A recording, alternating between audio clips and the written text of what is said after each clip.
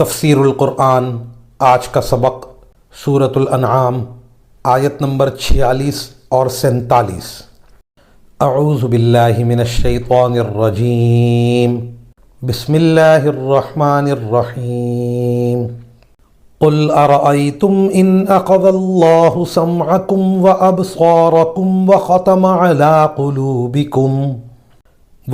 على قلوبكم من إله غير الله يأتيكم به انظر كيف نصرف الآيات ثم هم يصدفون قل أرأيتكم إن أتاكم عذاب الله بغتة أو جهرة هل يهلك إلا القوم الظالمون۔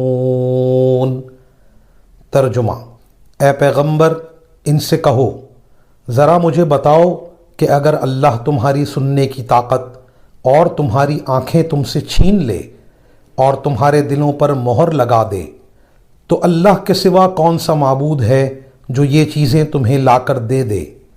دیکھو ہم کیسے کیسے مختلف طریقوں سے دلائل بیان کرتے ہیں، پھر بھی یہ لوگ منہ پھیر لیتے ہیں۔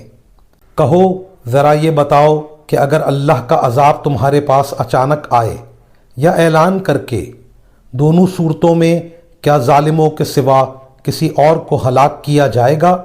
ان آیات کی تفسیر میں مفسرین کرام فرماتے ہیں کہ کفار مکہ حضرت صلی اللہ علیہ وسلم سے یہ بھی کہتے تھے کہ اللہ کے جس عذاب سے آپ ہمیں ڈراتے ہیں وہ عذاب ابھی کیوں نہیں آ جاتا؟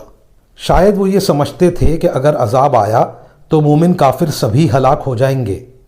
اس کے جواب میں فرمایا جا رہا ہے کہ ہلاک تو وہ ہوں گے جنہوں نے شرک اور ظلم کا ارتکاب کیا۔ وآخر دعوانا ان الحمد للہ رب العالمین۔